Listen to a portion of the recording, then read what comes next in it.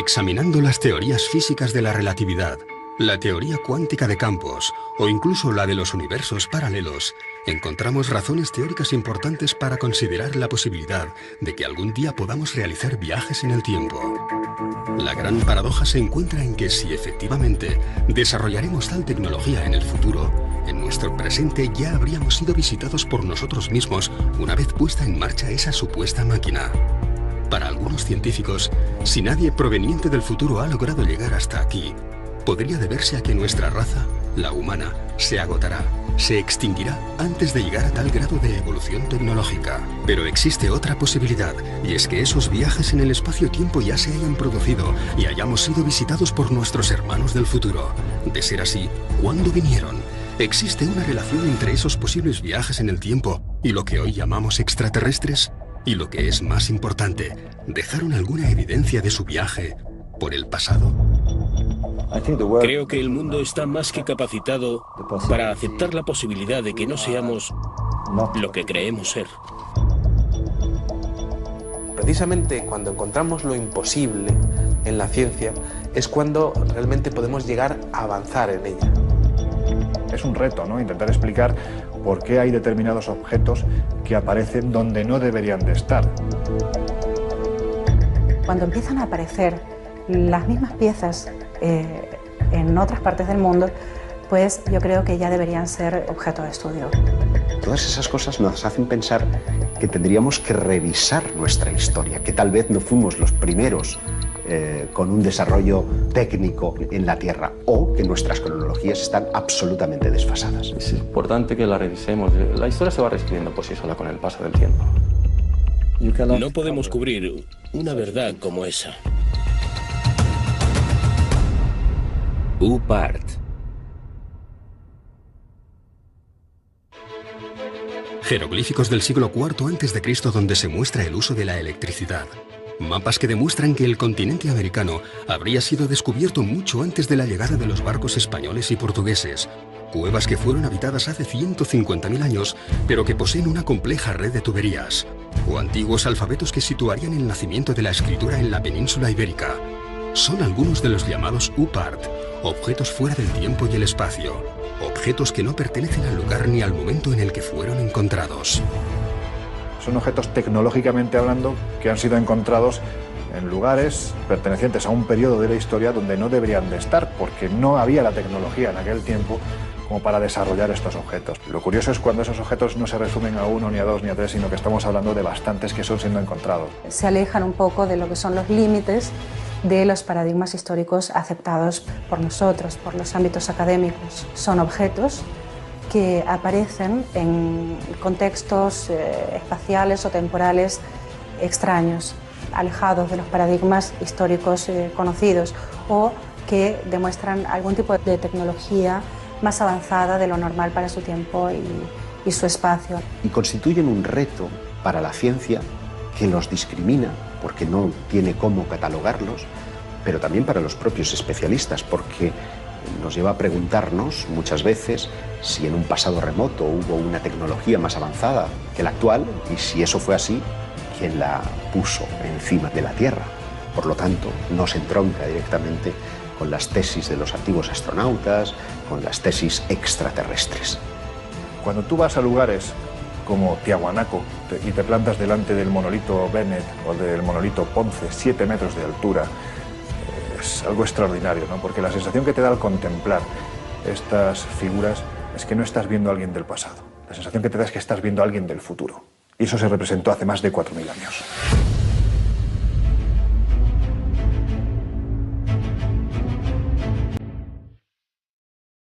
A principios de los años 70, en la mina de carbón de Ottosdal, en Sudáfrica, se trabaja sobre un estrato de 2.800 millones de años. Los mineros, todos ellos locales, han encontrado unas extrañas bolitas metálicas. La roca de la que proceden corresponde a una era en la que supuestamente no existía ningún tipo de vida inteligente.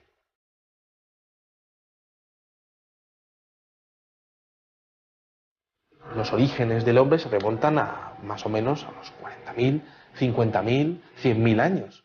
Estamos hablando de una cantidad de tiempo lo suficientemente importante como para desestimar cualquier tipo de intervención humana en su proceso de creación. Me parece delirante la cronología, porque es que la cronología que tienen no existía ni el primer continente conocido por nosotros, que es de hace 1.100 millones de años, me parece. Y esto está datado en estratos geológicos anteriores incluso, de 2.800 millones de años. Las esferas son pequeñas, de apenas 2 centímetros de diámetro, y tienen 3 líneas perfectas grabadas sobre su superficie. Están completamente pulidas, algunas de ellas tienen unas líneas paralelas, 3 líneas paralelas, y quizá lo curioso sea que parecen un producto terminado. El problema es quién estaba manufacturando productos hace 3 millones de años. No son naturales. La naturaleza hace formas muy caprichosas, pero aquellos surcos así, para mí esos surcos no son naturales, son hechos por alguien. Michael Cremo y Richard Thompson, tras someterlas a estudio, llegaron a la conclusión de que no podían ser de origen natural. Su exterior está formado por una aleación de acero y níquel imposible de encontrar en la naturaleza. Son líneas extremadamente perfectas y su interior parece estar hueco. En el momento en que hicieron un análisis por rayos X empezaron a encontrar con que el núcleo de las esferas tenía peso negativo o densidad negativa. Así que eso es antimateria. Algunas de las esferas diseccionadas albergaban en su núcleo un material esponjoso desconocido que al entrar en contacto con el oxígeno se desvanecía rápidamente. Pero además tienen una marquita en su ecuador y tienen un agujero. ¿Será que fueron las semillas de vida aquí en el planeta Tierra? ¿Podrían ser las transportadoras de las semillas de vida para nuestro planeta? Se encontraron algunas moléculas orgánicas en su interior. Por tanto, podría ser una explicación de la teoría de la panspermia. Podrían haber sido depositadas aquí hace millones de años para dar lugar a toda la biodiversidad que conocemos hoy en día. El Instituto Espacial de California, tras varios análisis, declaró: el equilibrio es tan perfecto que excede nuestras actuales tecnologías de medición. Mientras que los estudios de la NASA concluyeron que el único modo de crear un objeto similar, si existiese la tecnología para hacerlo, sería bajo gravedad cero. A pesar de los datos obtenidos, las esferas de Sudáfrica no han sido nunca consideradas como objeto de estudio para la ciencia más clásica y ortodoxa. Para estos estamentos, se trata de un simple capricho de la naturaleza. Curiosamente, de ser así, estaríamos ante el primer caso en que la comunidad científica internacional afirma que la naturaleza ha generado formas perfectas. Todos los grandes descubrimientos de la humanidad parecen tener algún tipo de relación con quienes nos visitan. Sin ir más lejos, parecen intervenir en el descubrimiento de la Hispaniola, en el descubrimiento de América, porque cuando Colón, la noche antes de ese 12 de octubre de 1492, está surcando las aguas, refleja en su libro de bitácora que unas extrañas luces están por encima de las velas de su embarcación. ¿Qué podían ser sino objetos no identificados?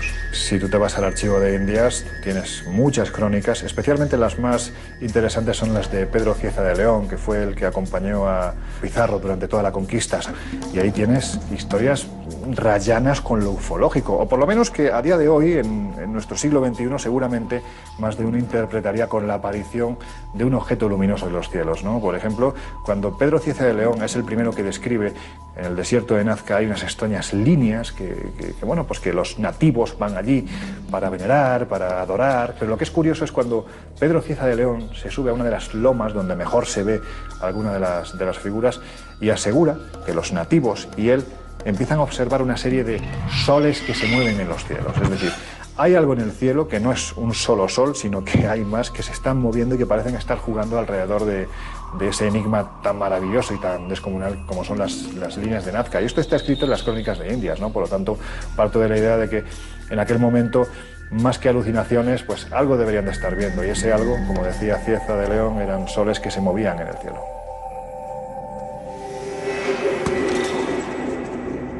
Si realmente estas luces u objetos no identificados acompañaron a los descubridores portugueses y españoles del siglo XVI, podrían estar también relacionadas con algunos de esos artefactos fuera del espacio y el tiempo que tanto intrigan a los historiadores. Es el caso del mapa de Piri Reis.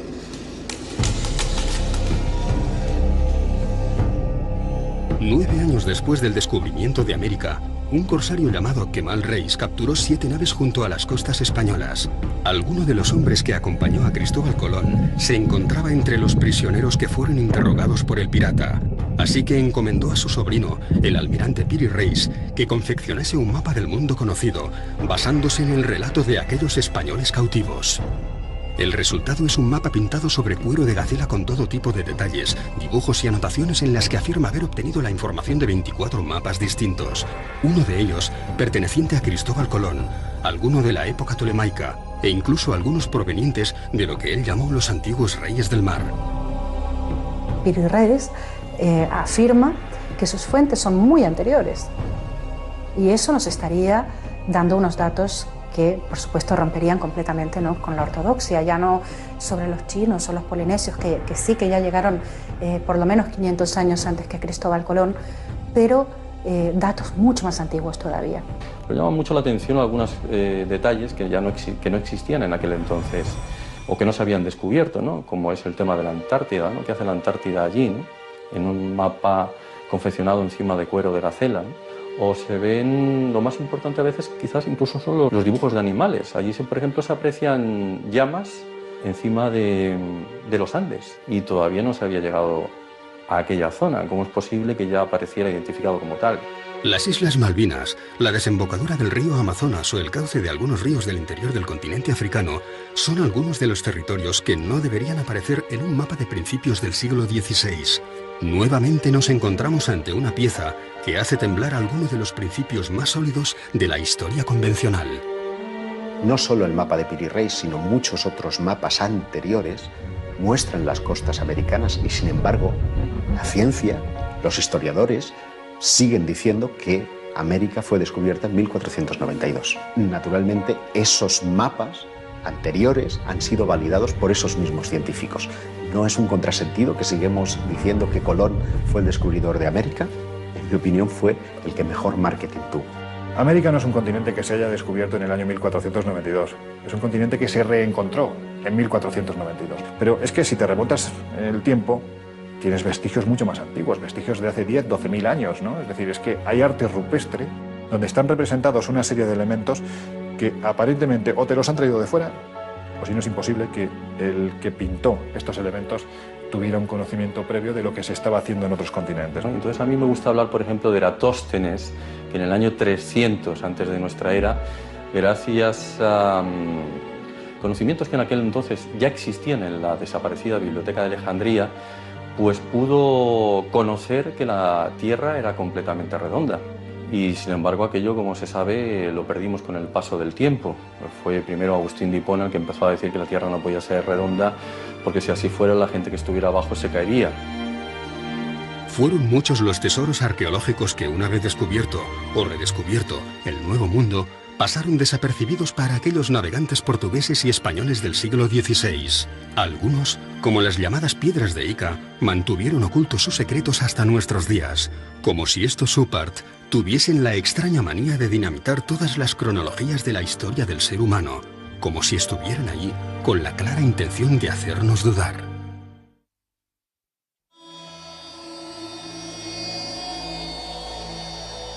Quizá otro de los oparts más interesantes de la historia venga de las piedras de Ica. Estos son unas piedras, unos cantos rodados que están marcados, que están pulidos, perfectamente pulidos, y que tienen unos extraños dibujos en su interior. Esas piedras están mostrando diferentes estados del desarrollo de diferentes dinosaurios. Están exponiendo conocimientos muy exhaustivos sobre operaciones prácticamente a corazón abierto. Grandes dinosaurios que están siendo cazados por los hombres de aquella época. Triceratops o plesiosaurios en esas piedras. Entonces, ¿cómo conocían la existencia de esos monstruos si es que no los habían visto en algún momento, ¿no? Están mostrando a una auténtica batalla entre seres humanos y dinosaurios, algo que es imposible de pensar para la ciencia actual. La historia que se cuenta en esas piedras de Ica es prácticamente ciencia ficción. fueron descubiertas en Perú en 1966 por el Dr. Cabrera, hombre de ciencias que rápidamente se percató de que las escenas que contenían no podían haber sido descritas por una cultura anterior al descubrimiento. La mayor colección de esas piedras, más de 300, se encuentra hoy en día en Barcelona. Transfusiones de sangre, trasplantes de órganos, lentes, catalejos e incluso telescopios. Para el Dr. Cabrera solo cabían dos opciones. O una antigua civilización poseía una tecnología capaz de romper con todas las cronologías oficiales de nuestra evolución, o alguien proveniente de las estrellas y de un mundo infinitamente más desarrollado que el nuestro les hizo entrega de estos conocimientos hace miles de años. Una de las piedras muestra que de una mujer embarazada, de la sangre de una mujer embarazada, va una especie de sonda y que está comunicada con una persona a la que le están haciendo una extracción de corazón. Cuando se descubrieron esas piedras, no se sabía que la sangre de las embarazadas podría mejorar y evitar el tema del rechazo a órganos nuevos. Eso no se sabía cuando se estaban extrayendo esas piedras. Y en esas piedras, encontradas en estratos que tienen millones y millones de años, aparece perfectamente descrita. Si tenemos que barajar la posibilidad de que hace miles de años alguien hacía trasplantes de órganos, y no solo eso, además el paciente no se le moría, estamos hablando de alguien con una tecnología excesivamente avanzada. ¿Quién puede ser? Sinceramente, a mí, salvo los dioses, no se me ocurre nadie más.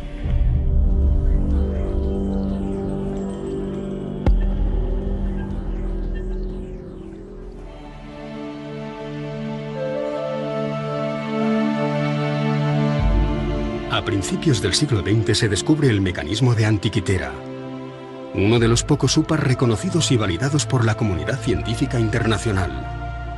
Una calculadora mecánica de bronce cubierta de signos e inscripciones en griego antiguo, que fue diseñada para calcular con total precisión los movimientos del Sol, la Luna y de otros cuerpos celestes como Mercurio o Venus.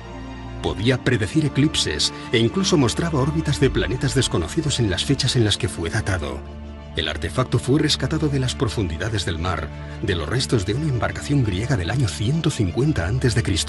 ¿Cómo es posible que un mecanismo con un sistema de transmisión aparezca en la época de los griegos? Se supone que son las cadenas de transmisión aparecen durante la Revolución Industrial, hacia el siglo XVIII aproximadamente. Y al conformar las piezas, al unirlas como si fuera un puzzle que nos venía ni más ni menos que de 2000 años atrás, se dieron cuenta de que aquello era lo más parecido a un reloj astronómico, con lo cual es imposible, porque algo parecido no aparece hasta plena Edad Media, es decir, unos 1100 años más tarde, cuando empiezan a aparecer los primeros relojes mecánicos, ¿no? La pieza esa en particular presenta elementos del siglo XVI. Cuando se ha puesto en marcha, con máquinas hechas a imagen y semejanza del mecanismo de Antikythera, pues se ha visto que con ese mecanismo se pueden seguir los movimientos de planetas desconocidos hasta el siglo XVI. Entonces, por eso es un OPAR, porque aparece en un contexto del siglo II a.C. una máquina en la que se puede observar los movimientos de planetas desconocidos entonces. Lo que denotaba este hallazgo es que había servido, pues por ejemplo, para calcular los eclipses, los movimientos de los planetas, los movimientos del Sol, de la Luna, fenómenos astronómicos como solsticios, como equinoccios, en un tiempo en el que en teoría ese objeto no tenía que existir. ¿Qué hace una máquina propia de la revolución industrial en un barco anterior a nuestra era? Todo parece indicar que nuestros antepasados poseían un grado de conocimientos mucho más elevados de lo que podamos imaginar. Y siendo así, ¿quién puso en sus manos conocimientos del futuro? Para algunos, una inteligencia no terrestre pudo haberlos instruido. Para otros, deberíamos contemplar la posibilidad real de que pronto realizaremos viajes en el tiempo. Y para la mayoría, nos encontramos ante muchos interrogantes que simplemente no tienen explicación. 2 minutes, 10 seconds and counting. Oxidize the tanks in the second and third stages now have pressurized. T-minus 1 minute, 35 seconds. The third stage completely pressurized. Cuando aterrizamos sobre la Luna, yo estaba aquí en España en el 69. Creo que todos nosotros pensábamos, ¿y si encuentran algo en la Luna? No tiene por qué ser un platillo volador. Todo lo que necesitaban encontrar era un arañazo que fuera artificial. Solo una marca que fuese artificial. No debería estar ahí. Eso cambiaría por completo lo que sabemos sobre nosotros y sobre el universo. La idea de que podamos encontrar uno de estos arañazos, no solo sobre una piedra terrestre, sino sobre alguno de los cuerpos celestes a los que poco a poco vamos acercándonos, es lo suficientemente inquietante como para que incluso la Asamblea General de las Naciones Unidas haya llegado a contemplarla. En 1992, el profesor Richard Hoagland expuso para la Asamblea todos los datos conocidos hasta el momento acerca de los restos arqueológicos con los que ya se habían topado algunas de nuestras sondas espaciales. Hoagland fue compañero de la universidad del famoso astrofísico Carl Sagan. Trabajó como consultor para la NASA y para la cadena de televisión CBS, acompañando todas las grandes misiones espaciales, como la Mariner, la Voyager o la Pioneer.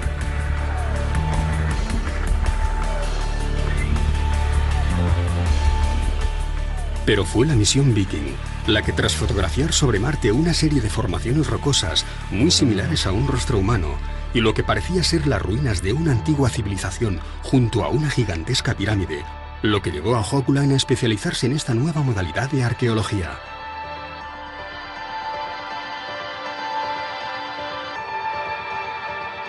Y en un seguimiento de aquello que encontró en Marte acerca de una posible civilización avanzada varios millones de años atrás que podrían tener relación con nosotros. Ellos mismos podrían ser humanos. Que esa civilización haya dejado marcas en otros puntos del sistema solar. Le pareció interesante el hecho de que la NASA y la ESA mostraran gran interés en el estudio de un determinado asteroide alrededor de Marte. El asteroide Heinz, que tiene una forma similar a la de un diamante y que, por todas sus características y el hecho de parecer hueco y que, según las pruebas de resonancia, podría tener unos corredores por el medio, en fin, según la fisonomía de aquel objeto, podría ser artificial. este interés tan grande en estudiar de diferentes... ¿Por qué ese interés por estudiar desde diferentes puntos de vista este pequeño asteroide?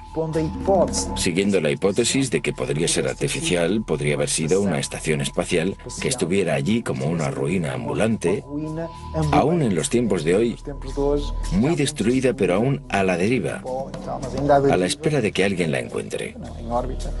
Si queremos, ya la encontró la NASA. Nosotros somos una partícula apenas en el universo, así que sería muy antropocentrista, ¿no? O antropocéntrico pensar que no hay nada más allá. De momento no hay pruebas contundentes de estructuras, sí de vida en otros planetas, pero no me extrañaría nada porque yo estoy convencida de que no estamos solos en el universo. Siguiendo esa óptica, fue intentando investigar. Siguiendo con esta óptica, fue investigando en otras partes del sistema solar qué más podría parecer artificial. Y se dio de bruces con Iapetus. Iapetus es una luna de Saturno.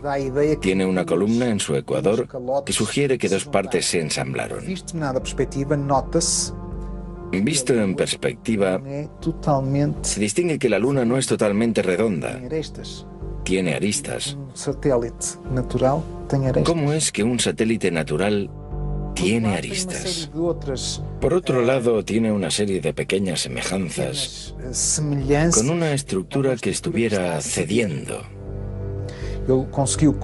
Buscó ejemplos de otras estructuras hexagonales para dar a entender que aquello efectivamente podría ser artificial, haber sido construido desde dentro con diferentes hexágonos, formando una estructura que habría ido cediendo a lo largo de millares y millares y millares de años. Es gracioso también su parecido con la llamada Estrella de la Muerte de George Lucas, de la película La Guerra de las Galaxias. Y él cuestiona, ¿qué sabía George Lucas que nosotros no sabemos? Levanta varias hipótesis. Aquello podría ser una base científica, podría ser un hotel. Él lo llama Luna con vistas. Un lugar único en el sistema solar, con vistas al gran planeta Saturno. Algo espectacular.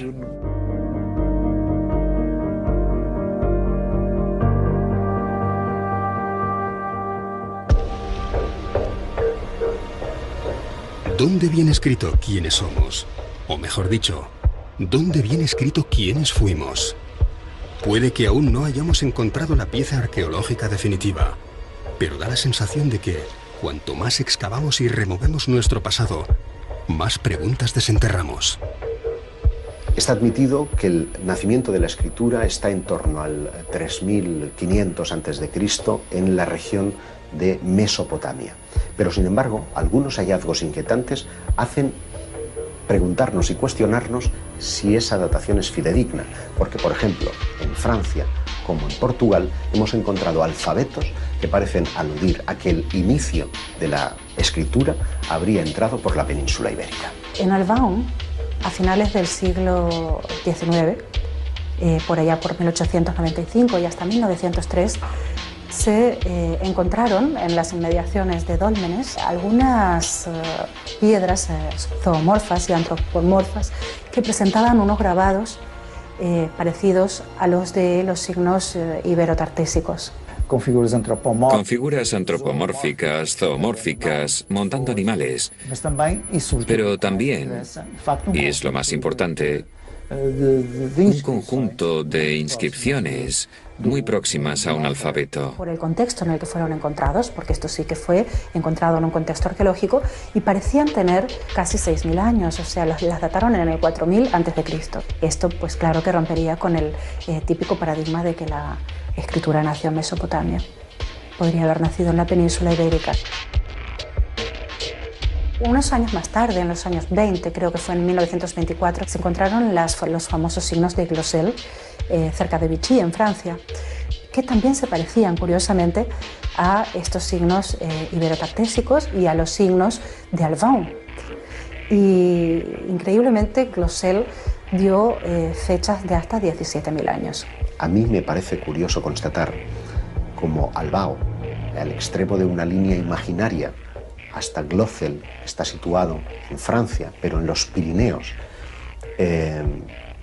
es el punto de partida y de final de una línea que tiene dos relaciones claras. Una con los megalíticos. En toda esa línea vamos a encontrar dólmenes y menires como si fueran mojones que van marcando una ruta específica. Una ruta, y es curioso, que tiene que ver con los objetos volantes no identificados.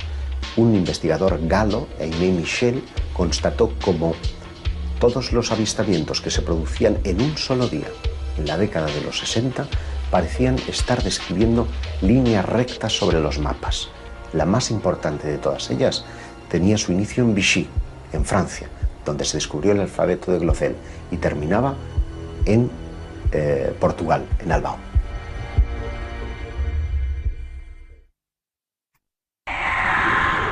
Un ser que estaba de espaldas a él se da la vuelta y se encuentra a sí mismo. ¿Por qué hay determinados objetos que aparecen donde no deberían de estar? Estamos siendo tutelados por una especie de inteligencia. Secuestran generalmente mujeres jóvenes, tienen un interés fundamental en la genética, en la reproducción. Extraterrestres, los domingos, solo en Historia.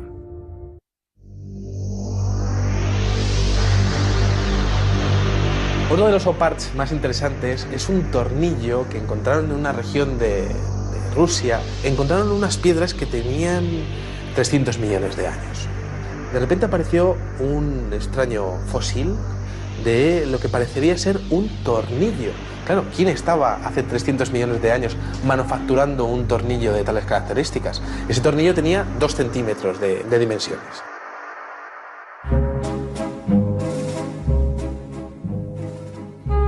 Tres siglos antes del nacimiento de Cristo, el pensador griego Arquitas de Tarento inventa el tornillo. Y por insignificante que pueda parecernos hoy en día, gracias a él nos convertimos en una especie tecnológicamente inigualable. Todo lo que inventamos necesita algún tornillo para mantenerse en pie. Aquella pieza encontrada en Rusia podría haber sido construida hace 300 millones de años. El ser humano no poblaría la Tierra hasta 250 millones de años más tarde. Es simplemente imposible. Ninguno de estos objetos debería estar donde fue encontrado.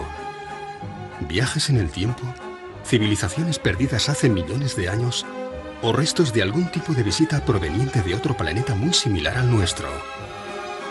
¿Nos encontramos ante un nuevo eslabón perdido o simplemente ante el tornillo que nos falta?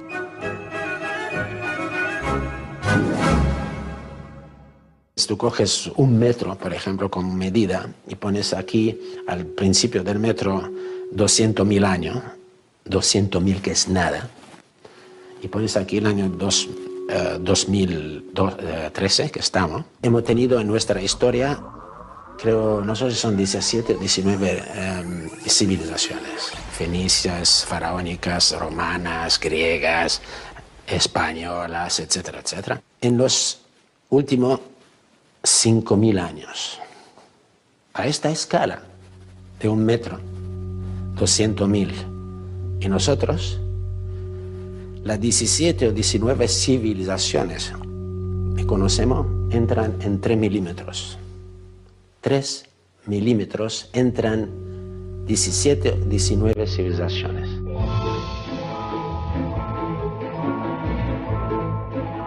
A principios del pasado siglo, se generalizó la creencia de que el ser humano ya había inventado todo lo que se podía inventar. Aún no existían los relojes digitales resistentes al agua, ni los ordenadores personales, ni la fregona. Einstein aún no había desarrollado la teoría de la relatividad, no existía la máquina de coser, y los microchips y el láser no formaban parte ni de la ciencia ficción. ¿Cómo reaccionaría una persona de 1903 al encontrarse ante un ascensor, unos prismáticos o unos auriculares? Seguramente del mismo modo que nosotros, hoy, reaccionamos ante una serie de objetos que no logramos catalogar. Los UPART no solamente ponen en jaque a la ciencia más convencional, sino que desafían toda la lógica de nuestro evolucionado siglo XXI. Esto es un teléfono móvil que mi hija que llama eso un dinosaurio, pero en fin, es un teléfono móvil. Si yo cojo este teléfono móvil y lo voy atrás en el tiempo, no mucho, a 70 años, y tengo una mesa de 4 genios, von Braun, Oppenheimer, Fermi, Einstein, y le pongo eso en la mesa. Y lo miran y le digo, ¿qué es? Son genios, cuidado. No saben.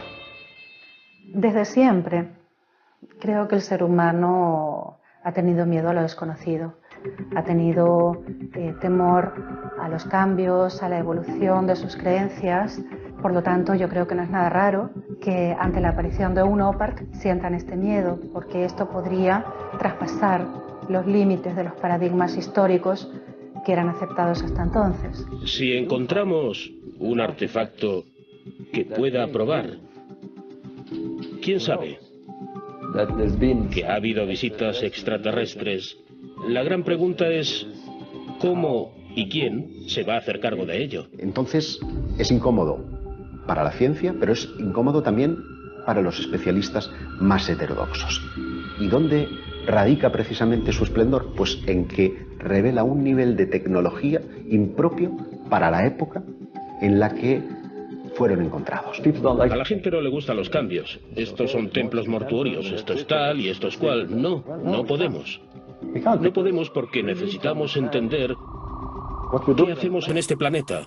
Necesitamos saber por qué estamos aquí, de dónde venimos, por qué somos tan diferentes del resto de la naturaleza. Y si eso nos conduce a algo más, si nos conduce a otro tipo de conexiones, ¿por qué no? Podríamos estar conectados con el cosmos.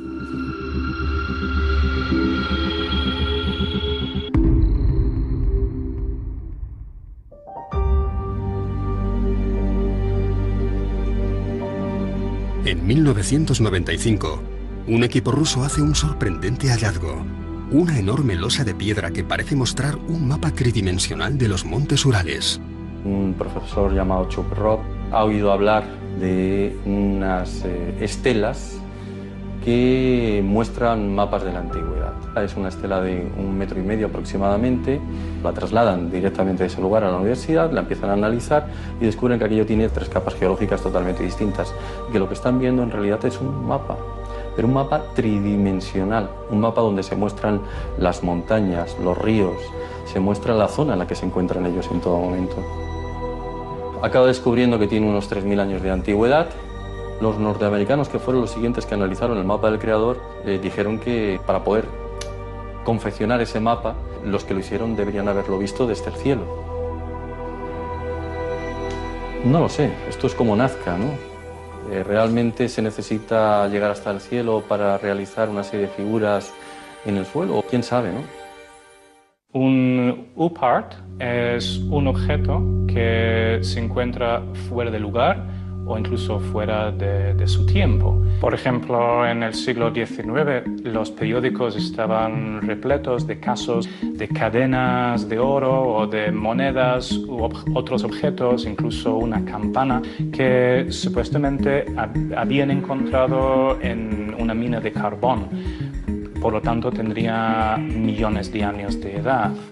Se publicó un libro que se llamaba Forbidden Archaeology, donde se recogen casos de UPARTs, no solo de objetos artificiales que muestran algún tipo de inteligencia avanzada, sino también de herramientas prehistóricas encontradas en estratos en la Tierra donde no deberían estar. Este libro es muy interesante porque muestra la posibilidad de que las civilizaciones empezaron muchos años o quizás 1 millón de años antes de la aparición del hombre en la Tierra, según las teorías oficiales. Uno de los casos recogidos en el libro de la arqueología prohibida es el de una pequeña lente de vidrio extraída por los arqueólogos en Egipto.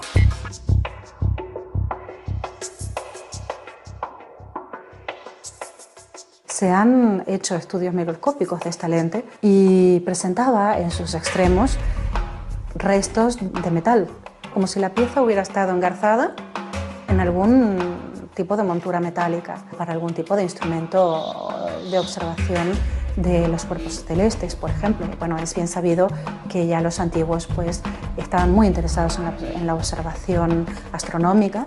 Prácticamente casi todos los aspectos de su vida se regían en torno a estos conocimientos. A mí no me extrañaría nada que hubieran creado algún tipo de mecanismo para una mejor observación del cosmos. El problema es que parece ser que para conseguir este material se necesitaba un punto de fusión que en el momento no se podía conseguir. El punto de fusión necesario para crear una de estas lentes solo podría obtenerse con la ayuda de la electricidad. Pero como sabemos, los egipcios no conocían la electricidad.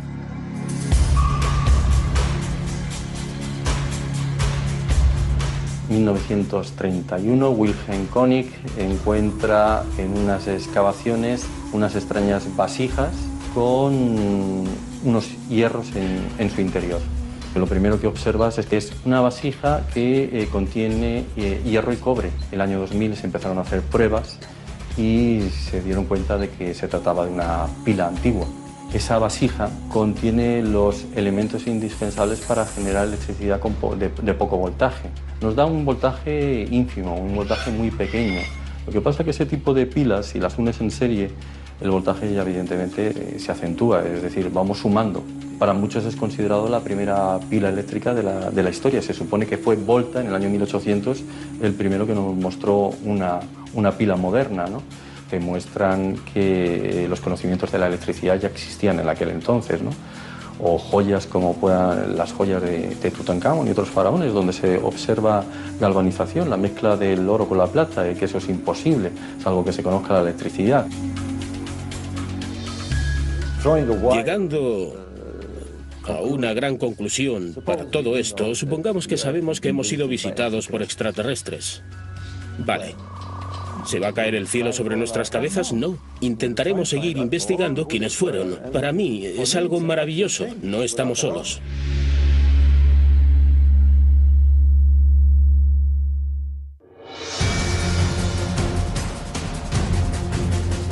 Hallazgos arqueológicos provenientes del pasado que solo pudieron haberse construido en el futuro. Mapas, escritos, extraños artefactos que nos hablan de piezas imposibles de encajar en los libros de historia. Nos encontramos ante las posibles evidencias de que nuestra tecnología será capaz de viajar en el tiempo. ¿Alguien, antes que nosotros, pudo haber poblado este mismo planeta? ¿O simplemente pasaron por aquí de visita.